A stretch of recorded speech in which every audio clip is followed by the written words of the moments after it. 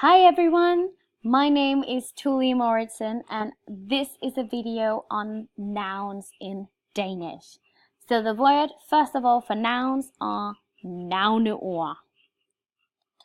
Alright, so for the article in Danish, article of course means the a car, an apple, so the a or an that we find in English. In Danish, we do have two types of genders for nouns. We call them intetkøn and fælleskøn. These are represented by the two articles et and en. For example, en telefon, et kamera. We often refer to the nouns with en as the article as n-words or n-nouns, and we refer to the nouns with it as the article as t-nouns or t-words. The singular case. The singular case is called ental.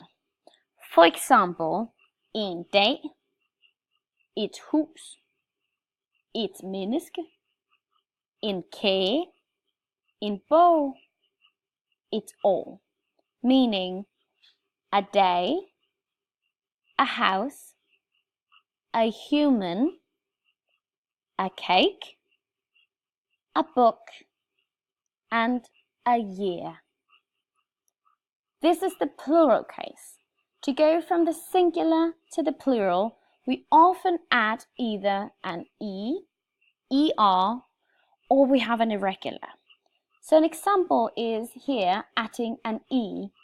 En dag will become flere dage.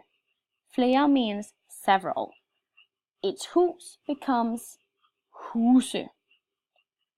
These are the cases with the r's. En kage, flere kager. Et menneske, flere mennesker. As you can see, there is not a pattern of the n noun turning into either the e or the r. The case is that for both n nouns and t nouns, we will see that the plural case can be e or er or r. We also have a few irregular nouns. An example is it or a year will in the several or the plural case be the same word. We also have irregulars where we see a change of vowel sounds. For example, en bog, a book, turns into bøger. Some nouns only exist in a singular. For example, feelings. En kærlighed, a love. Other nouns only exist in the plural case.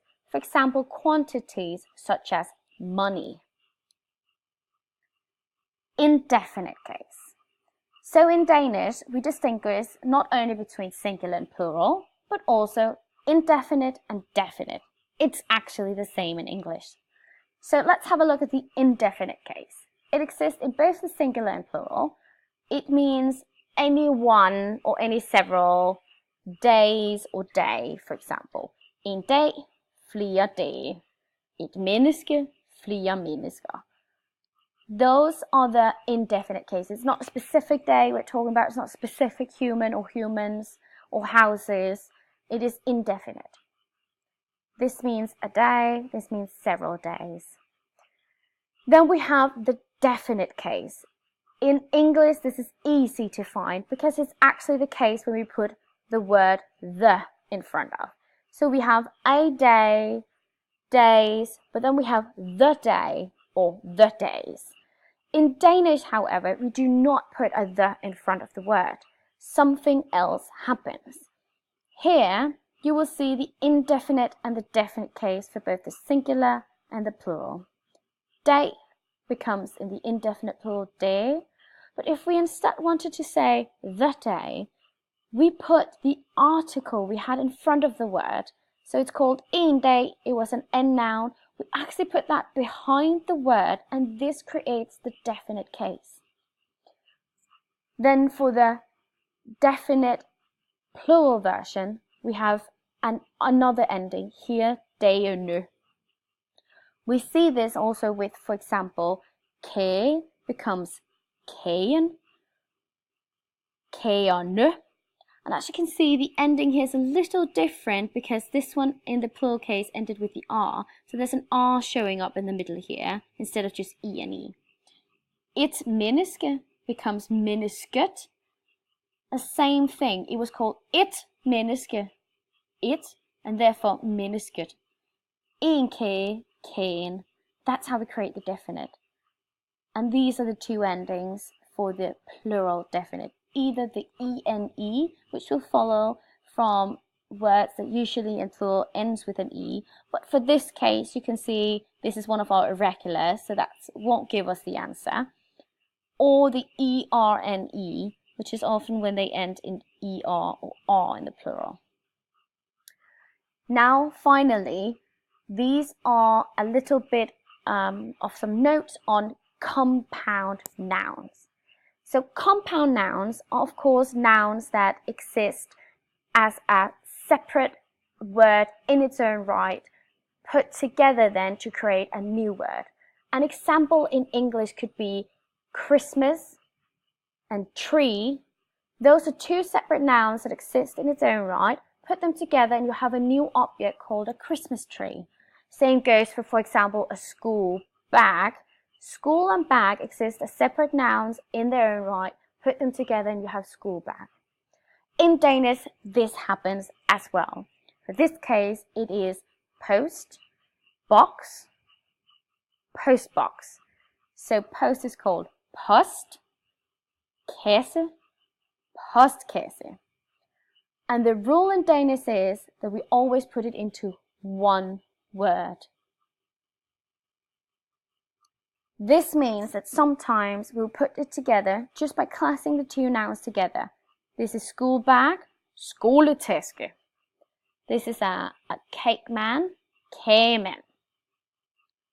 Sometimes, however, we will have a binding consonant or vowel in between the two separate words. For example, landsby, which is land means country, town. This is, for example, a suburban area or a town out in the rural area. Landsby. A ship and a mast, skibsmester.